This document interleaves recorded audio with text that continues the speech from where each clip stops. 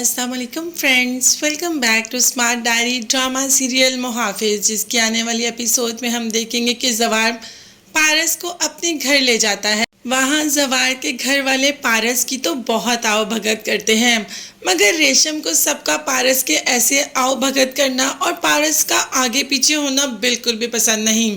दरअसल वो पारस को वैसे ही पसंद नहीं करती।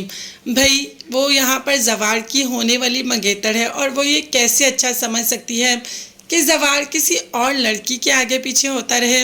ये बात तो कोई भी औरत बर्दाश्त नहीं कर सकती, तो रेशम कैसे बर्दाश्त कर सकती है। रेशम कोई बात करती तो नहीं, मगर उसके एक्सप्रेशन से सबको खुद ही पता चल जाता है कि रेशम को ये सब बहुत बुरा लग रहा है। इवन के इस बात का एहसास तो पारस को भी हो जाता है। पारस जो बहुत गुमसुम खड़ी है तो जवार आ जाता है और कहता है कि क्या हुआ, आपको यहाँ कोई प्रॉब्लम है? मैंने देखा आप बहुत खोई खोई रहती हैं। जिस पर पारस ने कहा कि नहीं, मुझे यहाँ पर कोई प्रॉब्लम नहीं, यहाँ पर मेरे करने के लिए कोई काम नहीं होता, और वैसे भी मैं डैड की वजह से बहुत परेशान हूँ कि वह सब कुछ अकेले कैसे मैनेज करते हैं।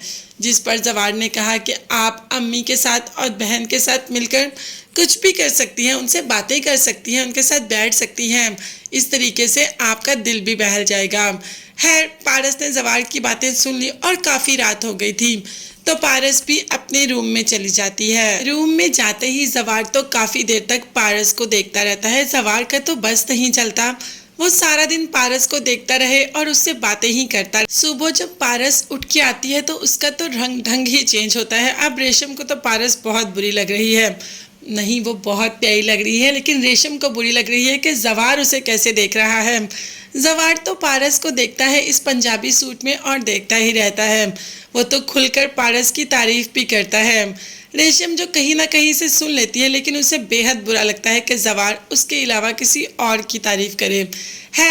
ये सारा कुछ पारस को कुछ कुछ अच्छा भी लग रहा है, इसीलिए शर्मा कर वहाँ से चल पड़ती है और आगे आ जाती है। काफ़ी देर तक जवार उसे खड़ा देखता रहता है।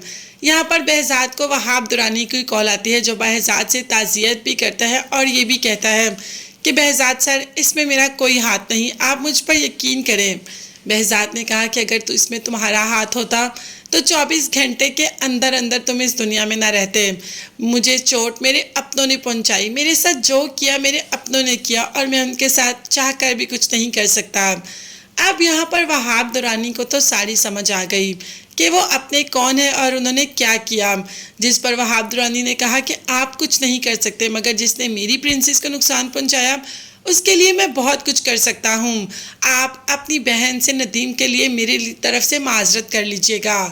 अब behzad को समझ आ गई कि वहाब क्या करने वाला है। behzad उसे चुप करवाता रहा, उसे कहता रहा कि तुम ऐसा कुछ नहीं करोगे, मगर वहाब कॉल बंद कर देता है। देखते हैं आगे क्या होने वाला है। सब्सक्राइब कीजिएगा।